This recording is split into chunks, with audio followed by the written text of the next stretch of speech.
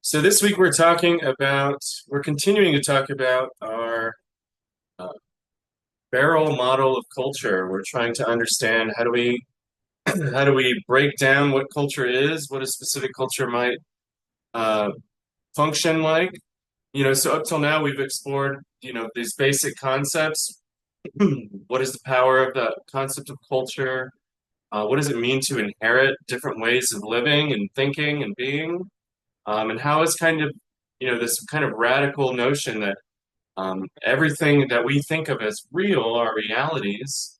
Everything that we think of as meaningful is constructed, it's created by ourselves and those that have come before us. So anything we, like to eat or do for fun, what we do with our time, how we structure our families, all of that is something we've inherited as we've seen. And it's the different flavors, the different ways we've created a life that we're interested in this class, and we're doing that across different time periods and places. And we're starting to kind of think about our own cultures, think about ourselves. Um, so we're using this scholarly model uh, created by Harold Prinz, but talked about in our textbook to understand, how do we understand ourselves? So this week we're talking about infrastructure. An important part of understanding cultures, um, an analysis of how a society or culture gets its resources. That's kind of what we're focused on.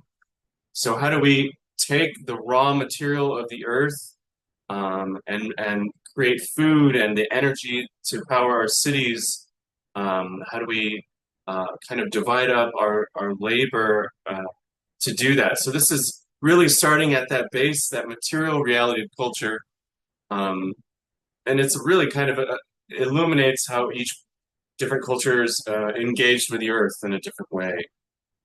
So we have different ecologies, different environments all around the world, and over time, as culture accumulates, different ways of being emerge. Um, so if we think about the biggest picture, over the last approximately 12,000 years, humans have lived in agricultural societies. So we might take that for granted, not think about that, just like much of this stuff. But it's a huge deal, right? For most of human history, 90% perhaps, so hundreds of thousands of years, humans have been hunter-gatherers. They haven't lived the way we live now. They've lived in small bands and tribes. They've been nomadic, following their food sources. Um, it was only in the last 12,000 years, in about four or five different places, that humans began to develop the concept of agriculture, of being stationary and trying to domesticate the plants and animals around them. And that has led to uh, so many different things, but really perhaps some of the most important being the birth of cities, the idea of a city. So if we think about infrastructure, we are all, in some ways, talking about the literal ways our the culture builds its cities and its towns. We're also thinking about how labor is specialized, which was a kind of development of agriculture, as you know. Um, when not everyone had to farm, others could do other work, and as time goes on, that gets more and more specialized. And it's really now, over the last 200, 250 years, so much more recently, so new, that the Industrial Revolution has brought even more intense changes on top of the agricultural revolution. So, where we get to this point where now most of us in this life experience life as workers of some kind. So, various societies, countries divide up their economies in different ways. But, you could be a blue collar worker, which is generally, sort of manual labor, service sector. So there are all these sectors of the economy. So service sector being hotels and restaurants, retail sometimes. There's the knowledge sector, which is kind of inherently built into a lot of the goals of the university or the college is trying to get people out of blue collar jobs into white collar jobs, into knowledge sector jobs, where you're designing products, figuring out how to sell them. You're working with technology or software, business kind of models, all sorts of things that require more sort of intellectual work. There's also obviously government, not and non-governmental or nonprofit work, and then there's small businesses in our system. And it's that system that I kind of want to think about. So I don't have time to kind of talk about every part of infrastructure. We could talk about how we get our food in this world, how we get energy, but just broadly, I want to talk about the system itself, the structure, because sometimes an aspect of that system is that it hides itself. It works in a way that uh, makes hidden so much of the way it functions. Um, and scholars in the 80s and 90s talked a lot about the idea of a world system. So if we think about history, since European-led colonial era, citizens of Earth have found themselves entangled in this kind of hierarchical system of resource or labor extraction. And it's kind of based on the historical spread of capitalism and you know the progression of European states colonizing different parts of the world. So generally, those colonized spaces and places, I mean, excuse me, um, over time continue to be integrated into this hierarchy, this system, these scholars kind of talk about the idea of a core periphery. So there's these sort of core, um, you know, dominant societies and countries, and then there are periphery countries where that the core pulls from for its resources and goods. Um, so generally kind of flowing from poor to rich. So this is a really interesting, I think, model. It's sort of outdated now, but still kind of true in so many ways, or perhaps more so than the 80s and 90s. It's more intensified now, but also more blurred. There obviously are wealthy um, business owners in every country. There are poor in every country. In many ways, it can be perhaps, I think, uh, obviously possibly denigrating or you know degrading to call someone's country peripheral. But we're just talking about the reality of how the system works, and that's what we're trying to uncover at the broadest level, right? We're not even digging too deep, um, but we can see the truth of this, and in many ways, this came to be called globalization, a new type of capitalism that had previously emerged. So this is,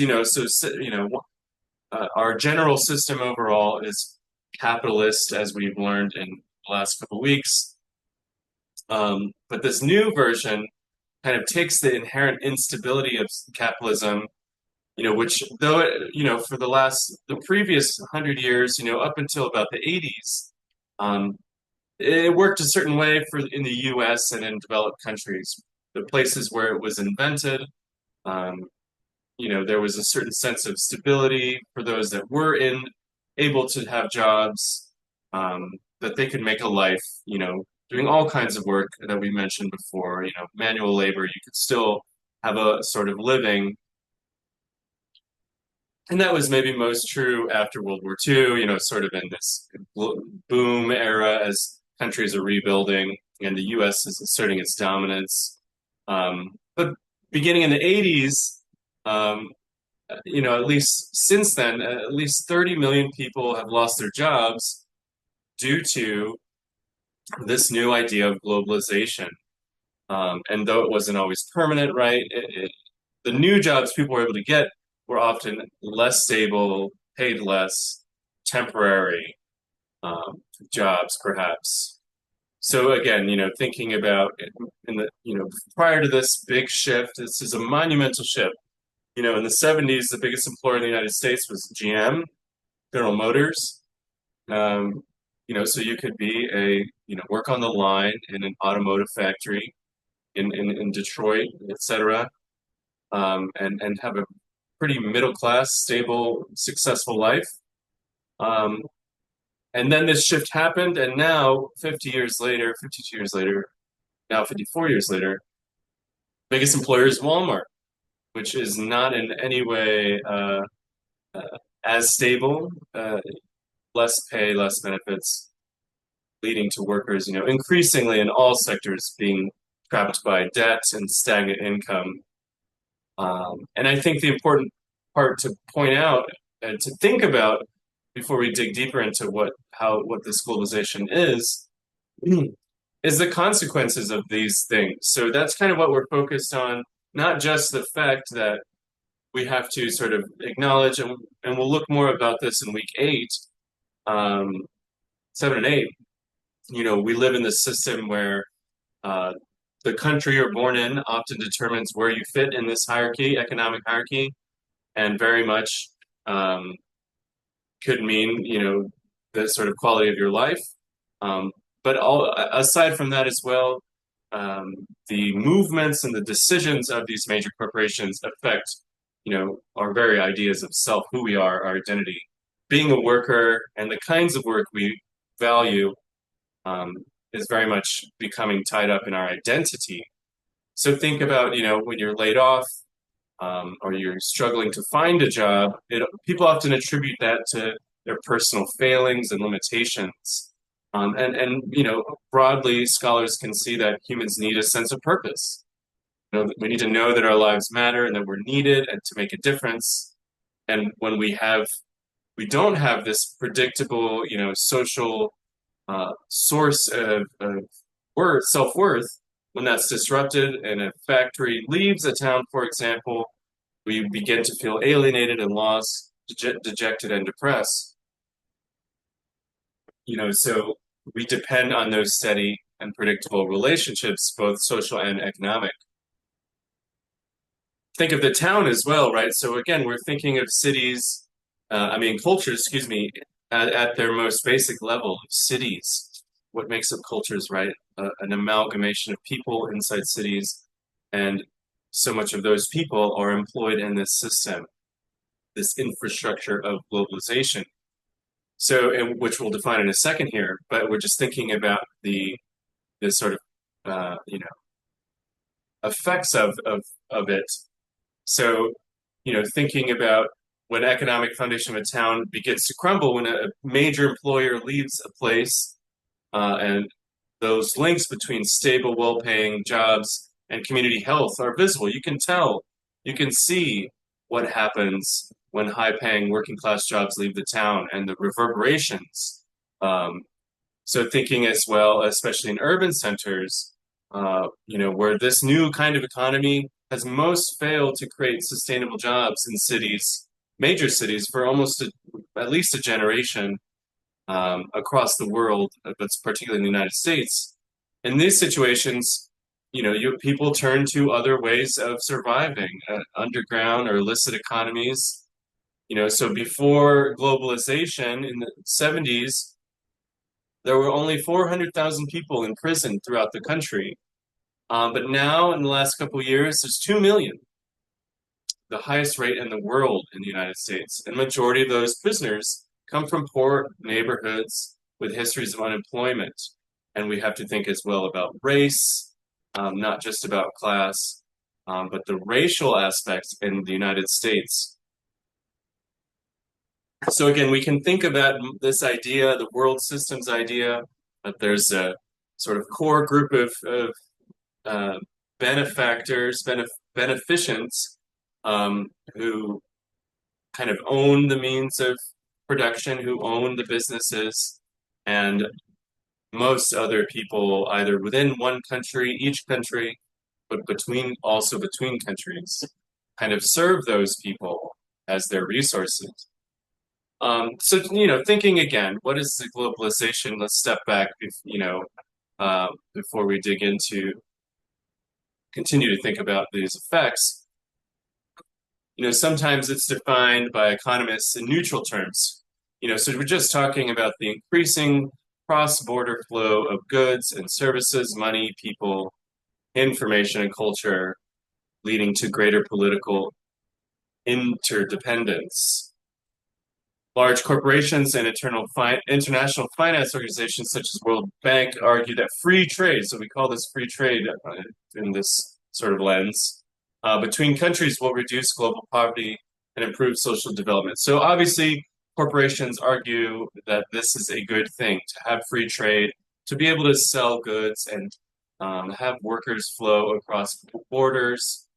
Um, the problem is that this view is selective. So we're ignoring a lot of different things, as we've already seen. It's not actually open or free or democratic process. You often don't have a choice if a corporation or company is going to stay in your town or arrive in your town or utilize your land for its resources. Many peoples in the world are kind of at the beck and call of these corporations. So it's a small number of powerful institutions and wealthy individuals have more control over the shape and direction of this process than the billions of workers whose livelihoods are at stake. And the consequence of that is that, this so-called interdependence that is being created is not one of equality or hope. It's corporations benefiting and everyone else suffering. Um, and obviously, this is very broad, and there's so much complexity to this. But I just want to get a glimpse of the system and how it works. So in reality, corporations are kind of sprinting always around the world in search of quicker profit, larger profit, and less regulation. Usually the concerns of the average worker are not taken into account, and their plight is dismissed as an unfortunate detail in the system. Particularly with global communication now, the last 20 years, geographic distance is no longer a barrier for most companies headquartered in the US or Europe. So, of course, we have the example of our biggest rival, in the United States is China. So China can guarantee low wages, low work days, minimal business taxes, and few regulations of most of the top 500 companies in the world. 450 of them do have business investments in China. So it's just good for their business, quote unquote. But as we've seen, as we want to think about, what is the system? How does the system affect the common person? So this is a kind of thinking a lot about class and how we are structured in the system of class, and the kind of inequalities that are readily apparent. And we're not just talking about, production and trade and profit. It's also reshaping human relationships. So sometimes parents forced to migrate to richer countries, right? Most of us have heard of the realities of migration, parents needing to leave to find work. Often we think as well about parents that do domestic work in wealthier countries. So we have this really sort of strange, complex situation where a person, a mother might be, caring for a wealthy woman's child who is to allow the woman to work a, high-paying job, but in doing so, having to leave her own child. The worker has to leave their own child behind. So we have these kind of complicated family relationships that can stem from this. Again, usually flowing from poor to rich countries. So, under this system, we can tell right away, right, that the fundamental infrastructures today, in today's world, in the last 50 years, create immense inequality. So 43% of the world's population are living on less than $5.50 a day. The richest 10% of the population controlled 76% of the world's wealth. So that's immense, inequality globally. And that's kind of one thing we have to think about. So as we're thinking about how do we understand, current or historical cultures, we kind of have to have a sense of what is the global infrastructure of the economy these aren't isolated cultures, um, and people's realities are distributed and intertwined with other cultures, as well as with people who have different power and different amounts of wealth and resources within their own culture.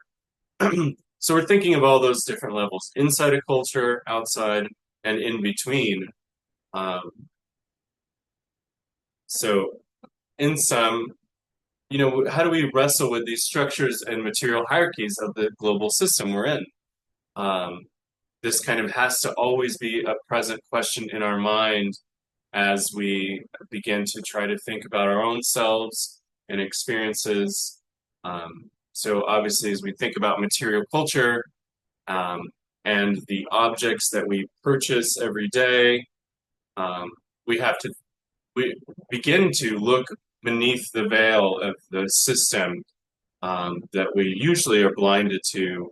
So we're able to just go to a store, right, and purchase something if we're a general consumer, not needing to know how those objects got there, where they were made, uh, the distance across which they traveled, and what the personal experiences of those people that made them and or grew the food might be like. So, how does our knowledge of this system affect how we understand ourselves and the others we might be in relationship with? So, just wanted to, think about one aspect of the infrastructure. Obviously, Dr. Wesh is talking about others in his textbook. Um, excuse me. So, with that, I will pause there.